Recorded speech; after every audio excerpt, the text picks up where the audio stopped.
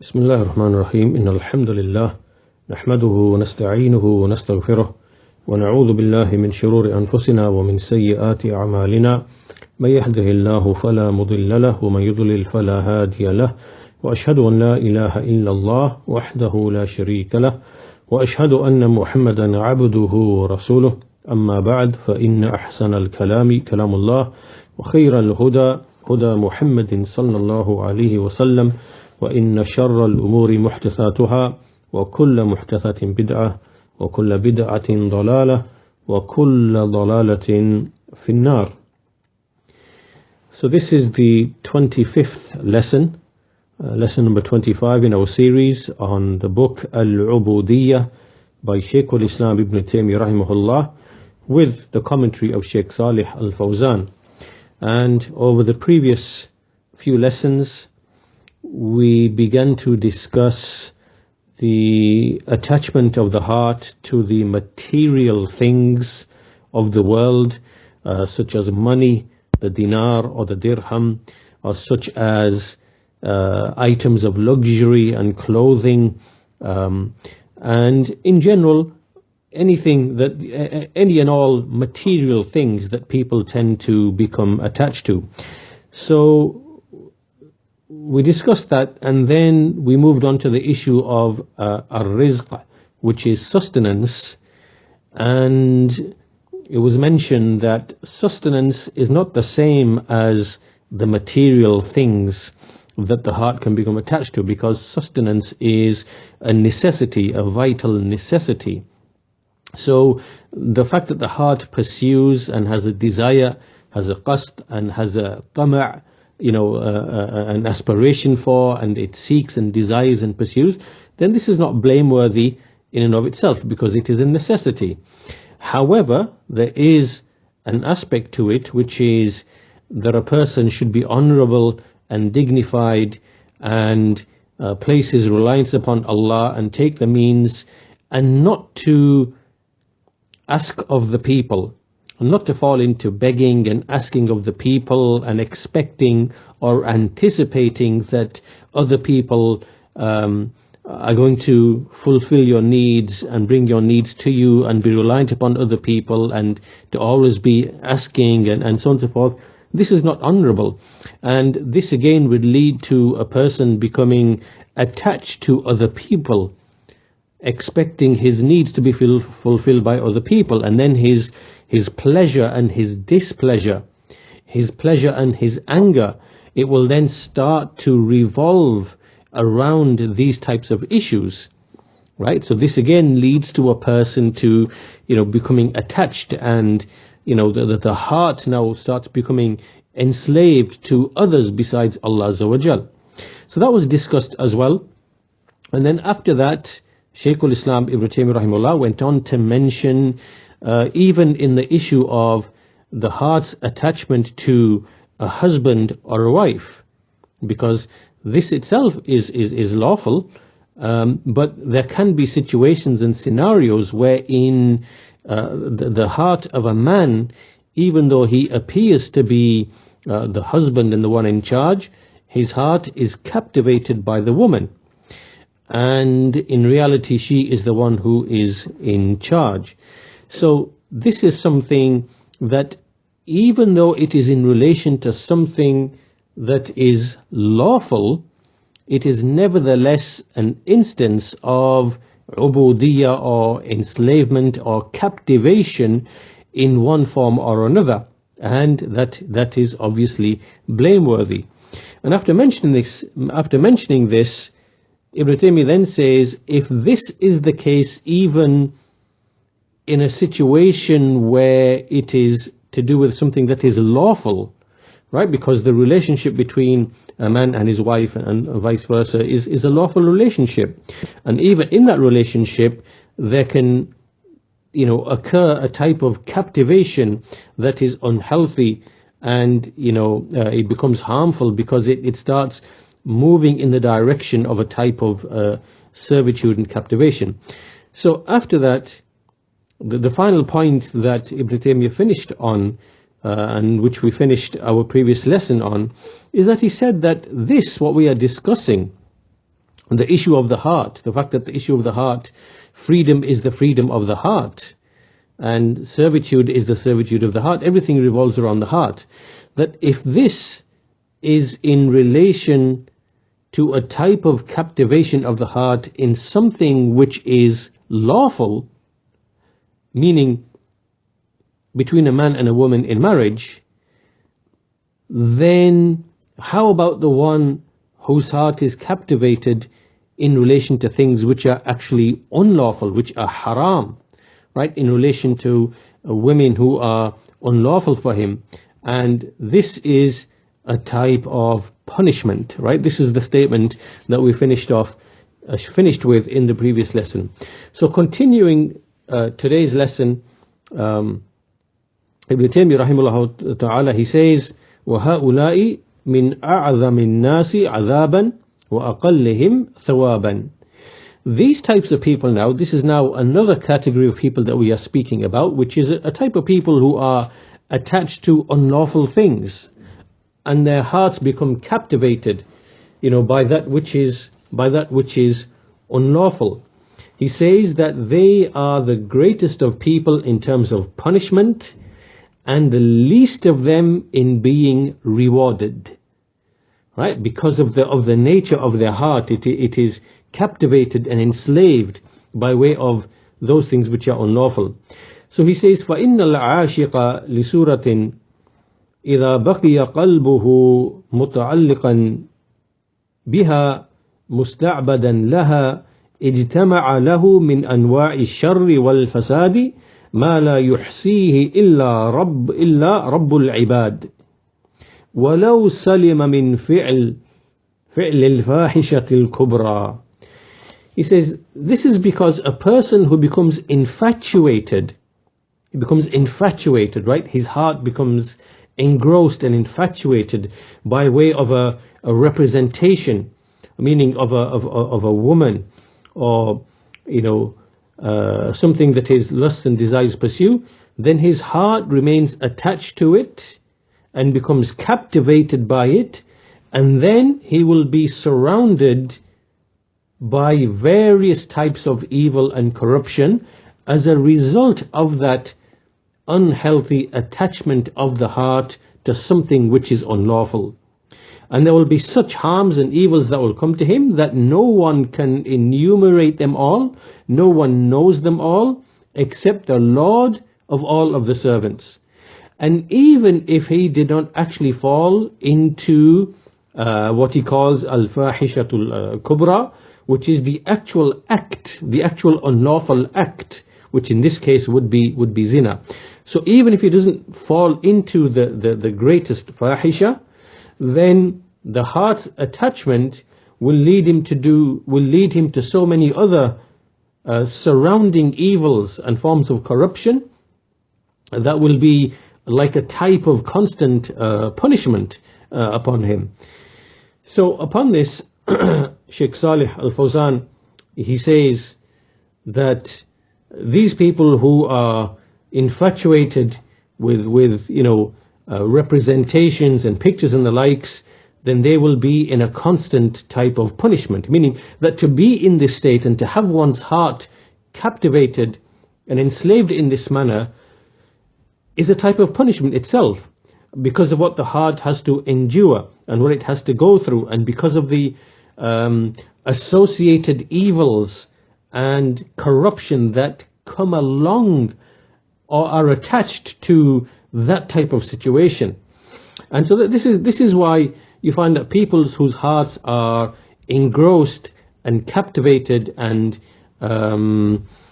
infatuated with certain things relating to lust and desires, they would be happy to engage in other crimes and other evils in order to fulfill the heart's desire.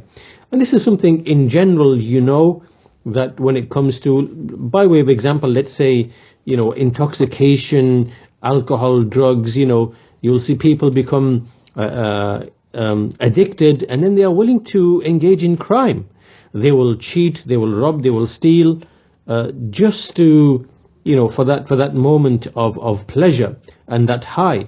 And so similarly, in the same way, The same applies here, in that a whole range of other evils and a whole range of other forms and types of corruption will appear, will be present, whenever you have a heart which is like this. So Shaykh al-Fawzan, he says that the reason for this, he goes on to mention the speech of Ibn Taymiyyah that we just mentioned, and he says that the cause of all of this is because of the attachment of the heart to these types of forms and representations. And this is something that in our time we see that it's something that the people are subjected to. It's a great trial, and you find it in the various lands by way of satellites and the internet and the newspapers and magazines and all the television and all of these types of gatherings and conferences, and where you find this type of mixing and intermingling between the men and the women, and women are displaying their beauty and so on and so forth. And all of this is a means and trials of tribulation by which the hearts become attached. And the Shaykh goes on to say that this has stirred, all of this has stirred the shahwa between the men and the women, and the trial and the tribulation has increased in its severity. And we see that the akhlaq, the types of behaviors which are from the gharb, from the west, and from the kafara, from the disbelievers, we see that this is now spread amongst the Muslims, like those types of behaviors and qualities and traits and so on and so forth. And the Shaykh goes on to say, speaking about the point made by Ibn Taymiyyah, that sometimes a person might be attached in such a way that this attachment continues without him ever committing the actual act of zina, right? So, and so this is actually worse. It's a worse situation to be in than to actually commit the deed, to do that which, to do the unlawful deed, and then to feel remorse and then to repent. Because, as Ibn Taymiyyah says, وَلَوْ سَلِمَ مِنْ فِعْلِ الْفَاحِشَةِ الْكُبْرَى فَدَوَامُ تَعَلُّقِ الْقَلْبِ بِهَا بِلَا فِعْلِ الْفَاحِشَةِ أشد ضررا عليه ممن يفعل ذنبا ثم يتوب منه ويزول أثره من قلبه. So he says that for the heart to be continuously attached without actually doing the fahisha, without doing the actual deed, this is more harmful upon him than it's a more severe situation than the one who actually does and falls into the sin, and then he repents from it. He makes tawbah to Allah Azza wa Jal, and then the effect of that evil then is removed from his heart. It ends from his heart, right? So in other words, a person who is attached to something in this manner which is unlawful, and his heart is captivated and infatuated, and in that state it draws so many other evils and harms and corruptions. All of this is like a type of punishment upon that person, an ongoing punishment upon that person. This is a worse situation to be in than if the person had actually committed an evil deed, had fallen into the act of, in this case it is obviously a zina, and he then felt remorse, and then he made tawbah to Allah Azza wa Jalla, and then he removed the effect of it from his heart, right? This person is in a better situation, because that lingering attachment and captivation and enslavement and infatuation is no longer present in the heart, because he's resolved it by way of tawbah and repentance and ikhlas and turning to Allah. And so the effect of it now has gone. And so this is what Ibn Taymiyyah says in his text. And Shaykh al-Fawzan says, he elaborates upon this, that as for when, whatever he's attached to, it remains in his heart all the time, then he continues in a type of, this is like a type of punishment. It's a type of struggle, and it brings other evils around with it. And this is even worse, as the Shaykh says, وَهَذَا أَشَدُّ مِمَّنْ وَقَعَ فِي الْفَاحِشَةِ. This is worse than the one who actually falls into the fahisha, because that person, his desire for it will end. He repents to Allah Azza wa Jal, and the attachment and the association finishes. It's cut off. Whereas that other person, his heart never ceases to be captivated, enslaved, infatuated, and so that's why this is a greater evil. And then Shaykh al-Islam Ibn Taymiyyah rahimahullah, he mentions some lines of poetry which elaborate upon this meaning. And one of them is the saying of the poet, سُكْرُ حَوًا وَسُكْرُ مُضَامَةٍ وَمَتَى إِقَافَةُ مَنْ بِهِ سُكْرَانٍ. So the meaning, the general meaning of this statement is that there is the intoxication of desire, of the hawa, and there is the intoxication of, like alcohol, of khamar, which basically, it affects the body, and affects the mind, the cognitive functions, right? There's these two types of intoxication. And when will the one who is intoxicated become sober? And the meaning of this is that intoxication is of two types. One that relates to the body, right? So this is alcohol. Obviously, you consume alcohol and it affects your ability to think and reason, and likewise your ability to control your speech and behavior. It affects you in that way. And this is something that comes and it goes, right? The effects of it will wear off after a number of hours or by the morning, and you'll be back to normal again. This intoxication isn't something that remains with you. However, the other type of intoxication is that of the heart. And obviously that of the heart is something that remains with you. It doesn't go tomorrow or in a few hours, because so long as your heart is attached and infatuated to a thing amongst the things, in this case, obviously it's to do with a relationship, or that which is unlawful, then this is something that remains. And when the two of them are combined together, when you combine these two types of intoxication together, so now it is not only intoxication of the heart, but also of the mind and the body by way of consuming alcohol or intoxicants, then this now makes it even worse. It compounds the whole thing. So this is the first line of poetry that Shaykh al-Islam Ibn Taymiyyah rahimahullah, that he mentioned. And then he mentions another line of poetry in which the poet, he said, جُنِنْتَ بِمَنْ تَحْوَى فَقُلْتُ لَهُمْ الْإِشْقُ أَعْظَمُ مِمَّا بِالْمَجَانِينَ الْإِشْقُ لَا يَسْتَفِيقُ الدَّهْرَ صَاحِبُهُ وَإِنَّمَا يُسْرَعُ الْمَجْنُونُ فِي الْحِينِ. So the meaning of this, in a roundabout way, the meaning of this is basically to say that this type of ishq, which is a type of infatuation, is more severe than madness, than being insane. And this is because the one who is infatuated, he never becomes sober.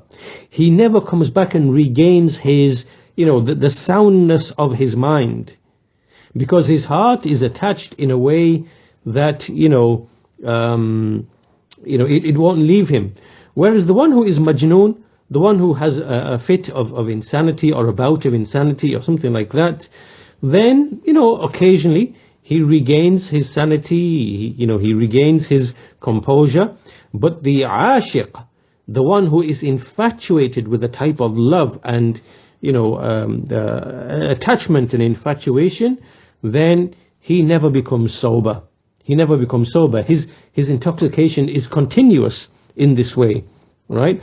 So here, what Ibn Taymiyyah rahimahullah ta'ala is pointing out, that, he first of all mentioned that within a relationship that is lawful between a man and a woman, between a husband and a wife, there can be a type of captivation and enslavement that a man can fall into, where he is the actual, the husband, but in reality his heart is captivated and enslaved, and she is the one who is truly and really in charge, right? And who commands him, and who, right? This can happen in that type of lawful situation, lawful relationship, but it can also happen in relation to that which is haram and unlawful.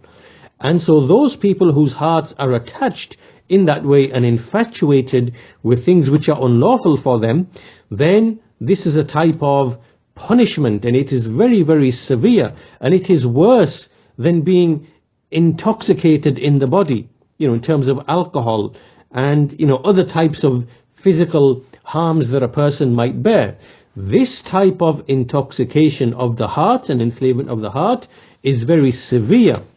And it is something that continues, in which a person finds very hard to leave.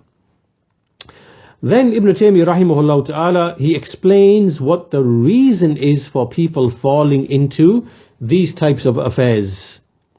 He says, وَمِنْ أَعْظَمِ أَسْبَابِ هَذَا الْبَلَاءِ إِعْرَاضُ الْقَلْبِ عَنِ اللَّهِ فَإِنَّ الْقَلْبَ إِذَا ذَاقَ طَعْمَ عِبَادَةِ اللَّهِ وَإِخْلَاصٍ لَهُ لم يكن عنده شيء قط أحلى من ذلك ولا ألذ ولا أطيب.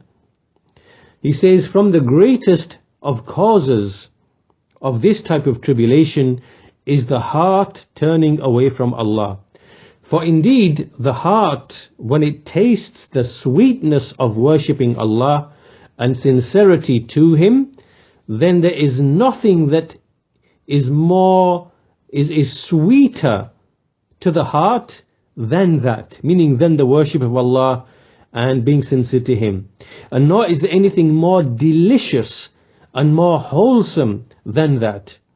So in other words, when the heart singles out Allah in worship and is sincere to Him and is occupied in that, this will be the most tastiest, the most delicious, the most beautiful thing that the heart will experience.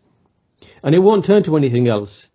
But every time the heart turns away from Allah, turns away from worshipping Him, turns away from being sincere to Him, right? And it turns away and away, then obviously something else has got to fill the heart.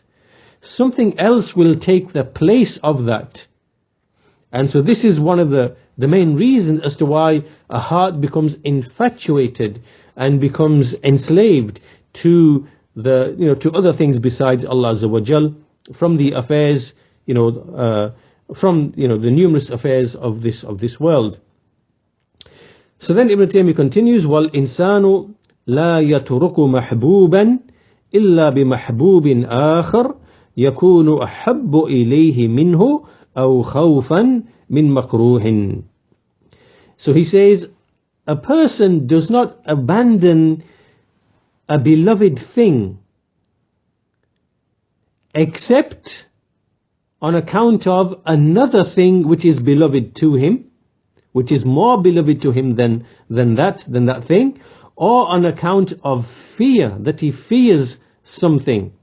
So in other words, what Ibn Taymiyyah is saying here, that if there is something that you love, in this case it is, let's say it is Allah Azza wa Jal and His Tawheed and Ikhlas to Him, you would not abandon that for something else unless that thing was more beloved to you. And so this shows, or the point that Ibn Taymiyyah rahimahullah is making, is that this type of trial and tribulation of the heart being attached to other things and infatuated with other things, then the cause of that is the heart turning away from Allah, who is the most beloved thing, to other things. And it means that the heart has been infatuated and attached and begins to love other things, these material things, which then lead to a competition in the heart. A competition between the love which is being directed to Allah and the love which is being directed to these other things, whether they are lawful or unlawful. And so eventually what happens, that the heart's love for these other things besides Allah, it overwhelms and it dominates. And these things then become more beloved. And so this now starts entering into a dangerous territory where the heart becomes, captivated in this manner. And this is something that actually happens to people. This is something that happens to people. They get put to trial in their religion, in their worship, in their ikhlas, in their tawheed, in terms of how they allow themselves to become so attached to certain things that it puts them to trial in their religion in this way. And he says, فَالْحُبُّ الْفَاسِدِ إِنَّمَا ينصرف القلب عنه بالحب الصالح أو بالخوف من الضرر. So then Ibn Taymiyyah says, this type of corrupt love is the heart moves away from it by way of righteous love. A type of love that is wholesome, that is correct, that is righteous. This is how you turn away the heart from this corrupt and evil type of love, which leads to the heart's infatuation. Or by you fearing the harm that might come about on account of this corrupt type of love which is in your heart. And so this leads us to the discussion of Yusuf alayhi salam, because this is the perfect example of what we are discussing, of the whole the issue that Ibn Taymiyyah rahimahullah ta'ala is discussing at this point. The story of Yusuf alayhi salam, in which Allah Azza wa Jal, He says, كَذَلِكَ لِنَصْرِفَ عَنْهُ السُّوءَ وَالْفَحْشَاءَ إِنَّهُ مِنْ عِبَادِنَا الْمُخْلَصِينَ. So he mentions this ayah, which obviously he's going to speak about, which is alludes to the story of Yusuf alayhi salam. And Sheikh Salih al-Fawzan, he elaborates upon this, and so we'll go through what he mentions. He says, the statement of Allah Azza wa Jal regarding Yusuf alayhi salam, وَكَذَلِكَ كَذَلِكَ لِنَصْرِفَ عَنْهُ السُّوءَ وَالْفَحْشَاءَ إِنَّهُ مِنْ عِبَادِنَا الْمُخْلَصِينَ. Thus did we turn him away from evil, from su and al-fahsha. Indeed, he is from our purified or sincere servants. So what happened is that Yusuf alayhi salam, when the woman or the wife of Al-Aziz, the wife of that ruler, tried to tempt him and tried to draw him to fall into something which is unlawful, Yusuf alayhi salam, he said, مَعَاذَ اللَّهِ إِنَّهُ رَبِّي أَحْسَنَ مَثْوَايَ إِنَّهُ لَا يُفْلِحُ الظَّالِمُونَ. He said, refuge is with Allah. He's my Lord. Then he went on to say that, indeed Allah does not allow the wrongdoers to prosper. So he fled from her. He fled from her, and then she followed him. And what happened is that she tried to grab him by way of his thobe, and she grabbed him from behind. And what happened is that there was a split, or in his thobe, because he was turning away from her. And then when her husband, the ruler, Al-Aziz, when he happened to come and he saw what was happening, she then made the accusation against Yusuf alayhi salam. She turned the accusation against him. And so she said to her husband, ما جزاء من أراد بأهلك سوءا إلا أن يسجن أو عذاب عليم. So she said to him, what is the the recompense? What is the punishment for the one who desires evil with your family, except that he should be imprisoned or be given a painful punishment? So this was now the plot of this the wife of Al-Aziz. And however, Allah Azza wa Jal, He saved Yusuf alayhi salam from her evil and from her plot because of his sincerity to Allah Azza wa Jal. And at the end of the story, when it became clear that Yusuf alayhi salam was innocent, and she herself, the wife of Al-Aziz, was forced to admit, she said, الآن حسحس الحق أنا راودته عن نفسه وإنه لمن الصادقين. She said that now the truth has become apparent, and I am the one who tempted him, tempted him from his soul, and indeed he is from the truthful ones. So she acknowledged her error, and she said, وَمَا أُبَرِّئُ نَفْسِي إِنَّ النَّفْسَ لَأَمَّارَةٌ بِالسُّوءِ إِلَّا مَا رَحِمَ رَبِّي إِنَّ رَبِّي غَفُورٌ رَحِيمٌ. That she then began to say that about the soul, and how the soul, it is something that incites to evil, except for those whom my Lord shows mercy. Indeed, my Lord is forgiving and merciful. So you see here at the end of the story, she acknowledged her error and her mistake, and Allah Azza wa Jal saved Yusuf alayhi salam from the plot of this woman and the other women that she had gathered together. And that's because she had said to the other women that when she tried initially, وَلَقَدْ رَاوَدْتُهُ عَنْ نَفْسِهِ فَاسْتَعْصَمَ, that I had tried to entice him, but then he fortified himself. وَلَئِن لَمْ يَفْعَلْ مَا آمَرُهُ لَيُسْجَنَنَّ وَلَيَكُونَ مِنَ الصَّاغِرِينَ. And if he does not do that which I command him, then he will indeed be punished, or he will be one of the, he'll be turned or made to be one of the lowly ones. So from this story, the whole of this story, Shaykh al-Fawzan says that the tribulation of women is a mighty tribulation and also a painful tribulation. And part of what contributes these types of tribulation from arising is the issue of this mixing between the men and the women.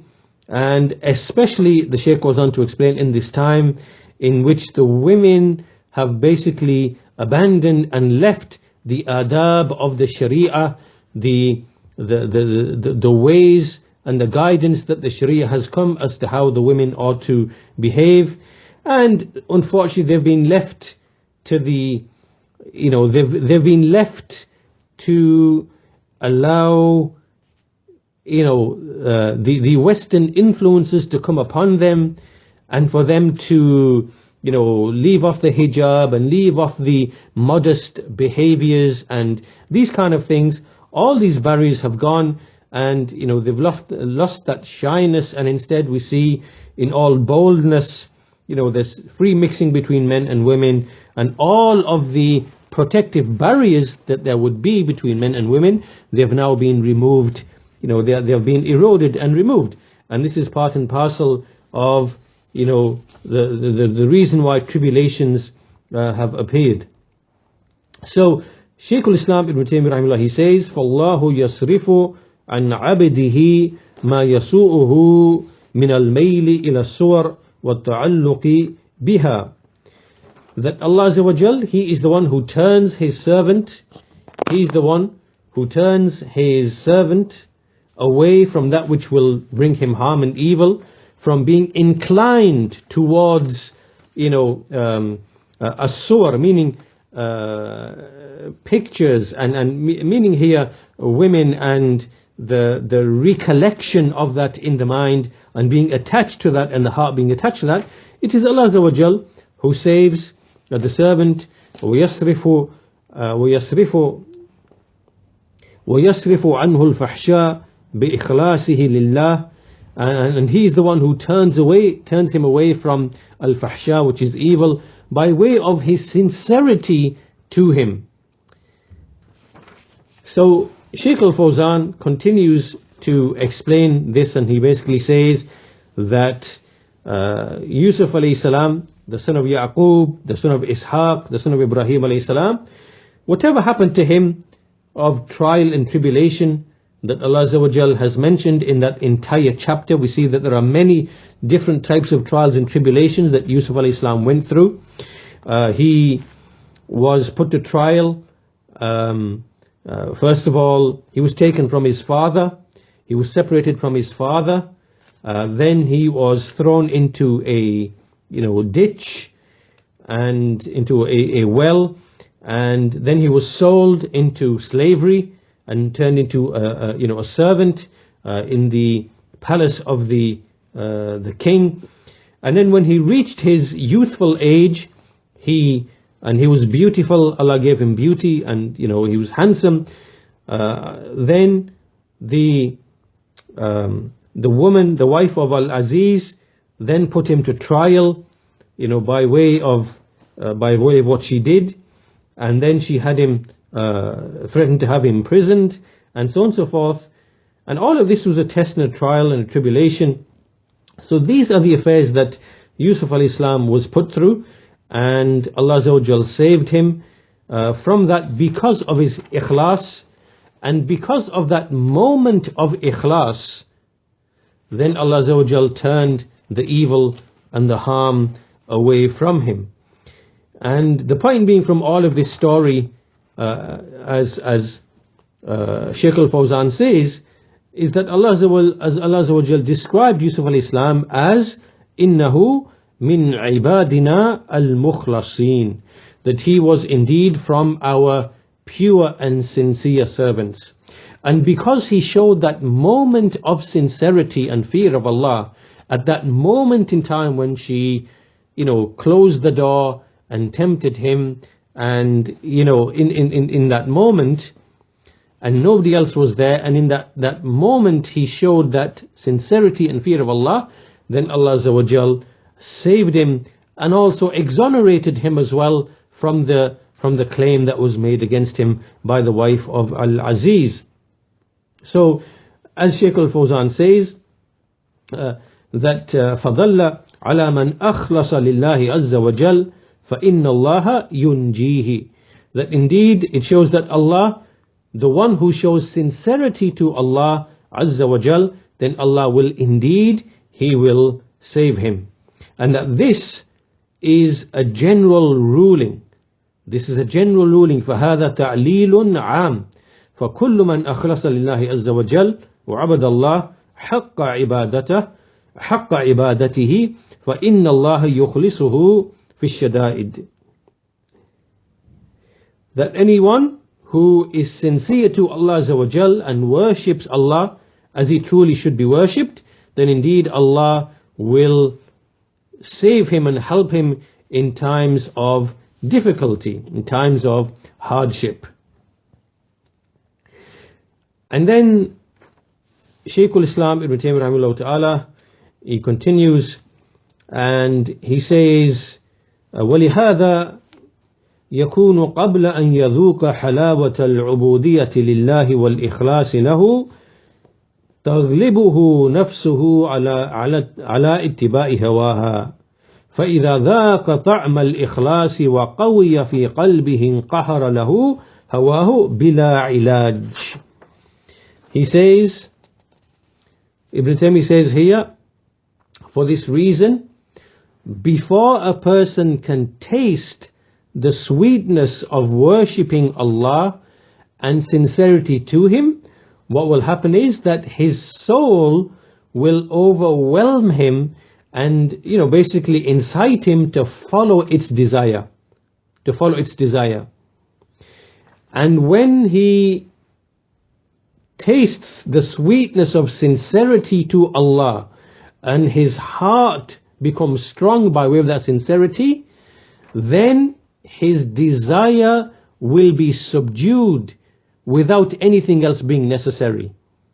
Right? In other words, what Ibn Taymiyyah is saying is that when the soul entices you and incites you and tries to dominate you with its hawa, with its desire, and then you have a moment of sincerity, in that time, in that moment, in the heart, you have a moment of sincerity to Allah Azza wa Jal, and you feel the sweetness of that being sincere to Allah, and that itself will cause the heart to be strong, and it will subdue that desire and overcome that desire without anything else being necessary. In other words, pure ikhlas to Allah Azza wa Jal.